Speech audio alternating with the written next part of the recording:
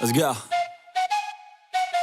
I got big dreams, I'ma do big things. Yeah, you see me on the big screen, looking so clean. I don't move slow, I move fast, right past anybody taking life for granted, yeah, that's too bad. I'd be grateful for everything that I have. You only got this life, you don't get it back. Pedro Acosta, cara satu-satunya kalahkan Marc Marquez adalah naik Ducati. Ketika berbicara tentang kecepatan, dominasi, dan strategi dalam MotoGP 2025, satu nama selalu muncul jadi pembicaraan utama, Marc Marquez. Hasil dari 10 seri pertama sudah membuktikan, ia menguasai musim ini. Tapi di sisi lain garasi, ada sosok muda berbakat dari KTM, Pedro Acosta yang kini mulai menyadari satu hal krusial. Jika ingin benar-benar menantang Marquez, bukan cukup hanya percaya diri, dia harus menunggang motor Ducati. Dalam wawancaranya baru-baru ini, Acosta mengaku memahami satu fakta pahit. Mesin KTM yang ia tunggangi saat ini meski andal dalam beberapa balapan masih sangat jauh jika dihadapkan dengan kecepatan sistem Ducati yang kini dijalani oleh Marquez. Satu-satunya motor yang saat ini punya potensi untuk benar-benar bersaing dengan Marc, ya Ducati, kata Acosta tegas, dikutip dari Okezone. Acosta bahkan bukan sekadar mengakui selisih performa. Ia paham bahwa Ducati tidak hanya cepat lurus, tapi juga menguasai tikungan dengan presisi super hal yang belum berhasil diadaptasi KTM. Fakta tak bisa dipungkiri. Torehan terbaik Acosta adalah finish keempat di Prancis dan Aragon, belum sekalipun naik podium dalam 10 balapan terakhir. Sementara Marquez, membela Ducati Lenovo, memimpin klasemen dengan keunggulan telak, lebih dari 100 poin dibanding rival terdekat. Acosta saat ini menempati posisi ke-8 dengan poin yang masih jauh di bawah. Kondisi ini bikin pembalap muda tersebut makin realistis. Ia tahu diri dan mengukur sejauh mana kurva perkembangan KTM masih harus digenjot. Saya bukan hanya ingin mengalahkannya, saya ingin bisa kalah dengan cara yang bisa dibanggakan, katanya dalam wawancara sebelumnya. Pernyataan ini menyiratkan satu ambisi besar. Acosta tidak sekadar lapar kemenangan, tetapi ingin tahu seperti apa rasanya berlaga dengan level tertinggi, yaitu sebagai rival yang seimbang. Dan tahukah kamu? Alex Marquez, Francesco Bagnaia, dan rider Ducati lainnya sudah membuktikannya. Hanya rider Ducati yang mampu benar-benar melawan Marc sejauh ini. Dengan sudut pandang ini, jalan yang jelas bagi Acosta adalah pindah ke Ducati. Keputusan pindah ke Ducati bukan sekadar langkah spekulatif. Rumor kuat menempatkan Acosta di tim VR46 milik Valentino Rossi, yang secara teknis adalah tim satelit Ducati. Ini menjadi peluang paling nyata untuknya membuktikan klaimnya, bisa benar-benar menantang Marquez. Namun KTM belum melepas Acosta begitu saja. Tim asal Austria masih tertarik mempertahankan pembalapnya, meski mereka sendiri sadar performa belum kompetitif seperti Ducati. Jika Acosta optimis, Marquez sendiri memberi sinyal sama. Ketika ditanya soal potensi Acosta di Ducati, Marquez menyebut bahwa, meski bukan pasti kemungkinan besar Acosta akan tampil jauh lebih cepat jika naik motor Ducati. Pujian dari juara dunia seperti Marquez tentu berbobot. Hal ini otomatis menambah tekanan sekaligus meningkatkan daya tarik move Acosta ke Ducati. Namun, kemenangan dalam MotoGP bukan semata urusan motor. Gaya balap juga penting. Acosta yang muda, agresif, dan punya mental baja mesti menyesuaikan diri dengan karakter Ducati yang agresif, nan tajam di tikungan, dan menuntut presisi. Apakah ia bisa menggabungkan gaya khasnya dengan senjata baru itu? Disinilah letak tantangan besar, reintegrasi mental pasca pindah motor, adaptasi teknik berkendara, hingga kolaborasi teknis dengan insinyur Ducati.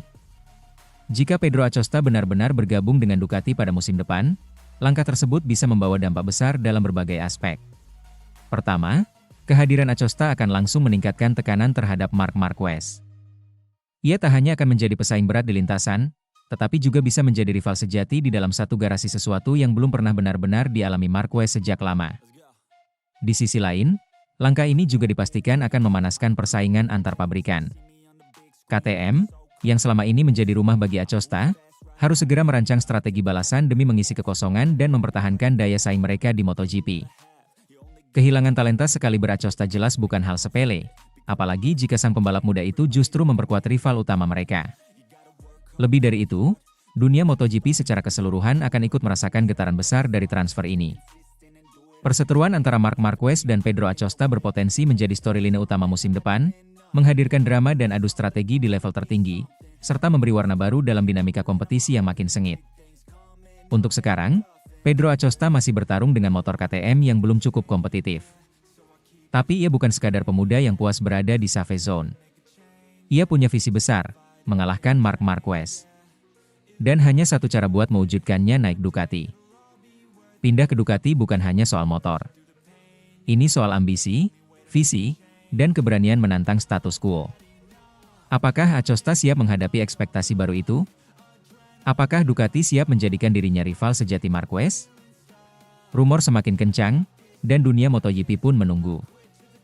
Karena seperti kata Acosta sendiri, untuk bisa kalah dengan bangga dari Marc Marquez, kamu harus berada di level yang sama. Dan itu hanya bisa terjadi jika ia menunggang Ducati. Sementara itu, Pecco Bagnaia akui salah dan minta maaf ke Ducati, saya yang harus berubah, tak bisa lagi salahkan motor. Pecco Bagnaia mencoba mengubah pendekatannya di setiap balapan akhir pekan, untuk memperbaiki musim 2025 yang sejauh ini mengecewakan. Di Assen, nasib Pecco Bagnaia tidak berubah. Kesulitan dengan feel Ducati EP25 dan di bawah bayang-bayang rekan setimnya Marc Marquez. Tidak banyak alasan yang bisa digunakan oleh pembalap Akademi VR46 itu di musim MotoGP ini, mengingat serangkaian kemenangan Marquez. Namun saat ini Marc bukan satu-satunya rival, karena sang adik Alex Marquez juga mengalahkannya dengan Desmosedici 2024, EP24, dari tim Gresini. Pecco mulai introspeksi diri, sementara Marc terus menang. Bagnaia tetap mencoba mengoptimalkan performa EP25 dalam balapan. Meski ada sedikit perbaikan di Mugello bagi juara MotoGP 2 kali itu. Pecco menyadari bahwa ia harus memulai perubahan dari dalam dirinya sendiri. Aku tidak dapat mengubah DNA Ducati, sayalah yang harus mengubah diri saya sendiri. Langkah selanjutnya adalah mengubah pendekatan terhadap kesulitan teknis dan pendekatan yang baik dalam setiap balapan. Kritik tentang performa EP25 kini telah berubah menjadi umpan balik yang membangun. Pecco meminta maaf kepada tim atas sikapnya di awal kejuaraan dunia. Saya bertemu secara singkat dengan tim saya dan meminta maaf karena saya ingin berubah. Saya akan lebih mengikuti arahan tim, karena sejauh ini hanya sedikit solusi yang dapat menyelesaikan masalah, katanya kepada media DAZN.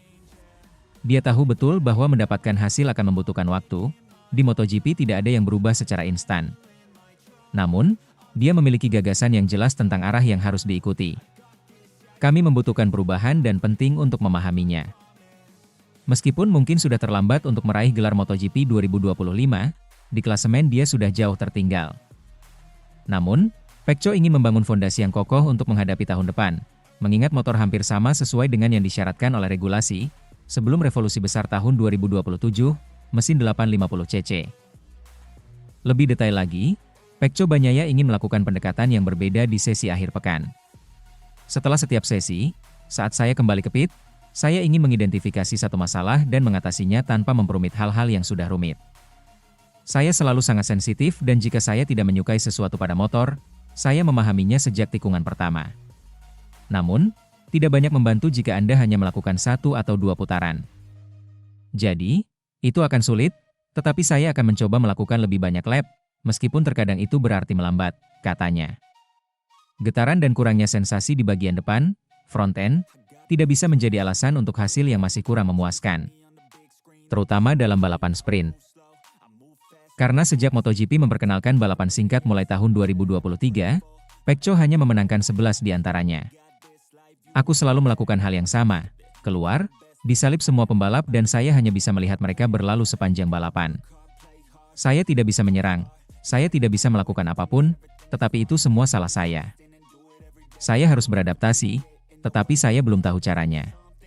Saya mencoba melakukan hal yang sama seperti pada hari Minggu, tetapi itu tidak berhasil, pungkasnya.